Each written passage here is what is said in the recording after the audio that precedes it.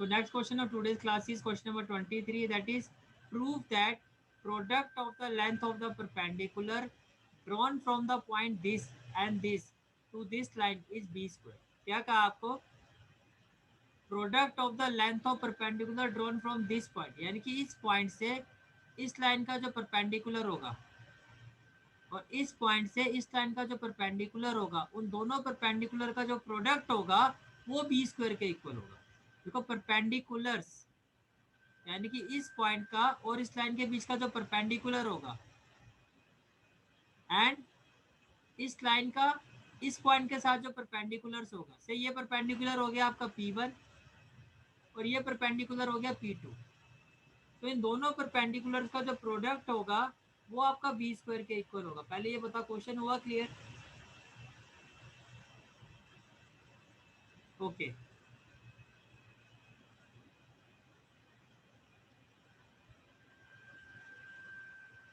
See, this is your given equation of line x by a cos theta plus y by b sin theta equal to 1। अगर इसको मैं normal standard form में लिखूं, that is a x plus b y plus c equal to 0। तो सी x के साथ जो है वो आपका ए है, तो एक्स को मैंने बाहर रखा और बाकी के जो पॉइंट है वो क्या हो गया cos theta by. Can I say that ये आपका ए है क्योंकि एक्स का कोफिशिएंट है। y के साथ बाकी का जो पार्ट है आपका वो है sin theta by b. Can I say that अगर मैं कंपेयर करूँ ये आपका b है प्लस सी, तो प्लस वन को अगर आप लेफ्ट हैंड साइड में शिफ्ट करोगे तो माइनस वन इक्वल टू 0। तो ये आपका क्या हो गया सी। अब इस पॉइंट का इस लाइन से जो डिस्टेंस है परपेंडिकुलर वही हो गया ना, पॉइंट और लाइन का परपेंडिकुलर डिस्टेंस, वो आपको पता है a x one plus b y one plus c upon root a square plus B square होता है। मैंने कहा था नॉर्मली जो पॉइंट और लाइन का जो डिस्टेंस होता है वो एक परपेंडिकुलर डिस्टेंस होता है और उसकी इक्वेशन क्या होती है a x one plus B. यहाँ तो क्वेश्चन में स्पेसिफाई कर दिया कि पॉइंट और लाइन के बीच का परपेंडिकुलर डिस्टेंस।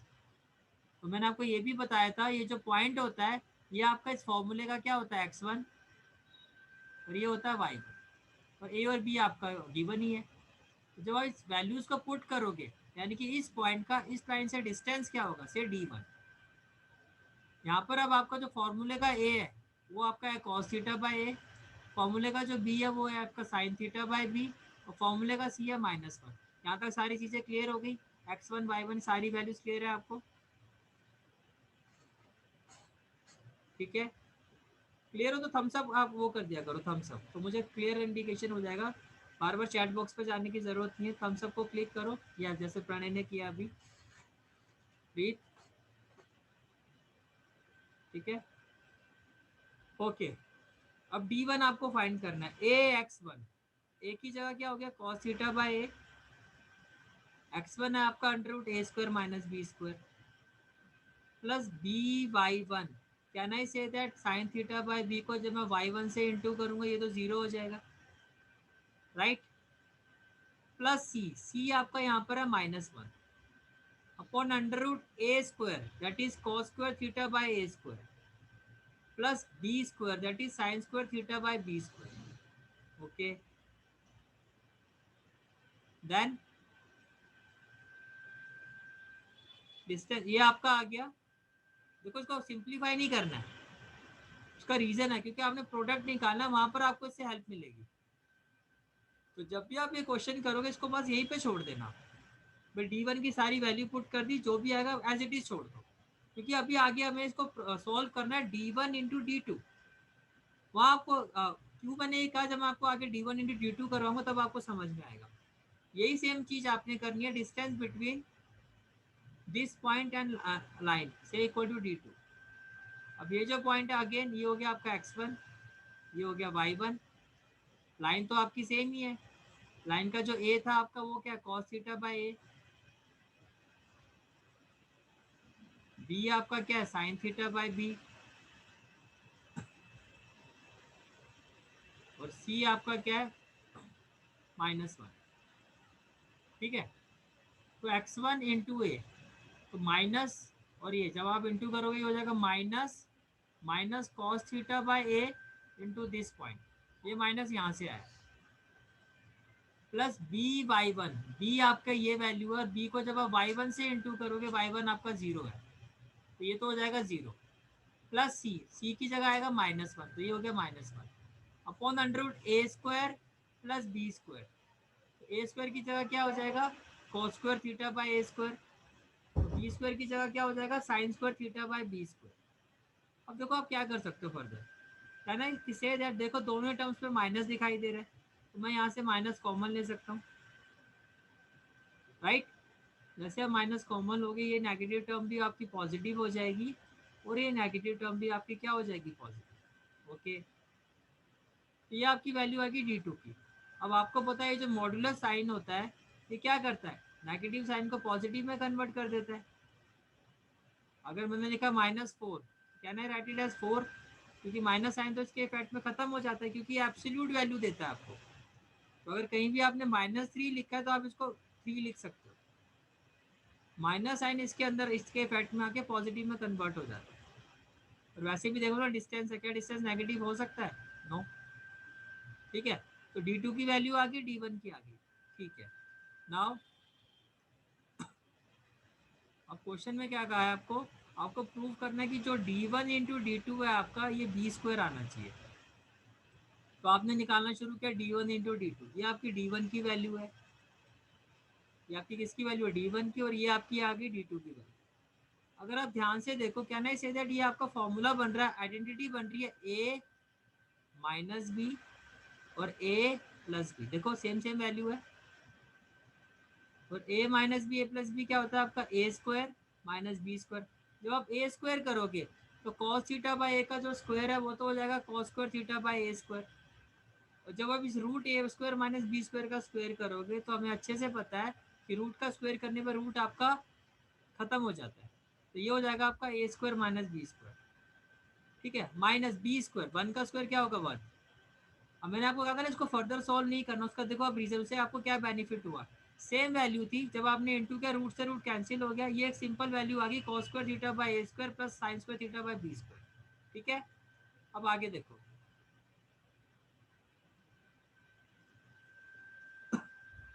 ये हो गया आपका cos स्क्वायर थीटा, मैंने यहाँ से एलसीएम ले लिया a स्क्वायर, तो ये हो जाएगा cos square theta within bracket a square minus B square minus a square into 1 क्या हो जाएगा a स्क्वायर अपॉन, यहाँ से आप एलसीएम लोगे ये हो जाएगा a square B square, cos square theta into B square क्या होगा B square cos square theta plus ए square into sine square theta क्या होगा A square sine square theta, right. अब इस ए स्क्वायर से एक ए स्क्वायर तो ये कैंसिल हो जाएगा, हो जाएगा। ओके, अब ये मॉड्यूलर साइन में क्या आ जाएगा आपका, देखो ए स्क्वायर को आप cos स्क्वायर थीटा से इंटू करोगे तो ए स्क्वायर cos स्क्वायर थीटा, फिर माइनस बी स्क्वायर को इंटू करोगे तो minus B square cos square theta and then minus A square. Denominator में क्या होगा B square cos square theta plus ए स्क्वायर साइन स्क्वायर थीटा।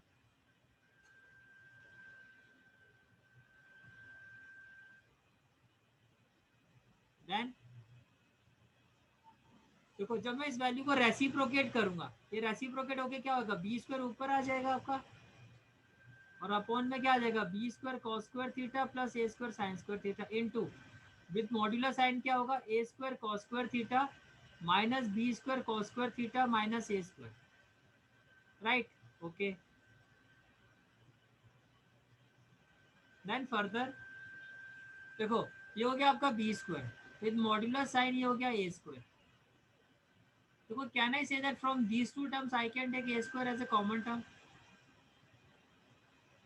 भाई यहाँ भी आपको ए स्क्वायर दिखाई दे रहा है, यहाँ भी ए स्क्वायर, तो अगर आप ए स्क्वायर को कॉमन लेते हो तो विद इन ब्रैकेट क्या आ जाएगा cos square theta minus 1 and we are left with minus B square cos square theta upon B square cos square theta plus A square sine square theta.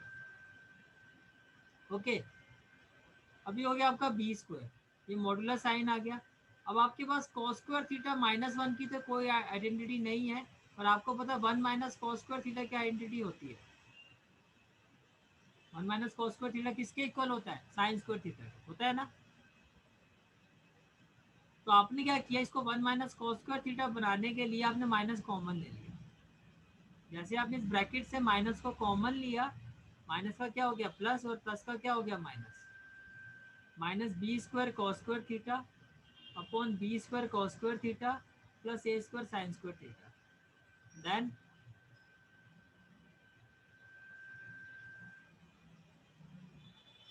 One minus cos square theta क्या होता है, sign square theta, right.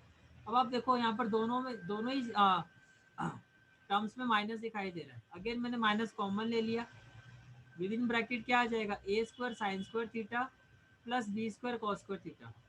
और as I told you, अब देखो दोनों terms positive है ना,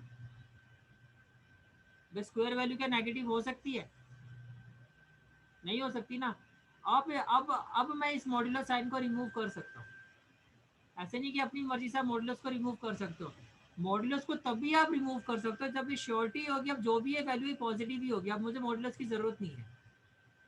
जैसे मॉड्यूलस एक्स माइनस थ्री, आपको पता है एक्स की वैल्यू क्या है, नहीं पता ना, आप इस मॉड्यूलस को रिमूव नहीं कर सकते। लेकिन अगर ये होता मॉड्यूलस एक्स स्क्वायर तो मैं इसको रिमूव कर सकता हूँ। ये होता एक्स प्लस थ्री का होल स्क्वायर, मैं रिमूव कर सकता हूँ क्योंकि मुझे पता है ये होल स्क्वायर वैल्यू पॉजिटिव ही रहेगी। तो अभी तक आपने देखा कि मॉड्यूलर साइन हमारा साथ साथ में चल रहा था। देखो माइनस का साइन तो इसके इफेक्ट में खत्म हो जाएगा। Finally we will have modulus A square sine square theta plus B square cos square theta, because by both terms are in square terms और square value always remains positive. Now I can remove this modulus and once you remove this modular sign you can cancel these values and you will have your final answer, that is d1 d2 is equal to b square। तो करने का procedure क्या है, d1 और d2 find करो, point और line का distance निकालो, उसको आगे सिंप्लीफाई मत करो, जब प्रोडक्ट करोगे तो आपने सिंप्लीफाई करना है। एंड रेस्ट एश्योर्ड था कि क्वेश्चन आपका ऐसी फॉर्म में आ जाए, जब आपको लगता है क्वेश्चन आपका ऐसी फॉर्म में आ चुका है कि वो पॉजिटिव वैल्यू में ही रहेगा, तब आपने मॉड्यूलर साइन को रिमूव करना है और इसको कैंसिल करना है। आप ऐसे मॉड्यूलस से इसको कैंसिल नहीं कर सकते, ये विदाउट मॉड्यूलस है और विद मॉड्यूलस है। ये छोटी छोटी चीज़ें होती है, मैथमेटिकल स्किल्स होती है, नॉलेज होती है जो आपको पता होनी चाहिए। इन्हीं चीज़ों की वजह से भी नंबर भी करते हैं आप। You can not like modulus x plus three और एक्स प्लस थ्री, मैं इसको कैंसिल नहीं कर सकता क्योंकि यहाँ पर आपको क्या दिखाई दे रहा है, मॉड्यूलस है। ओके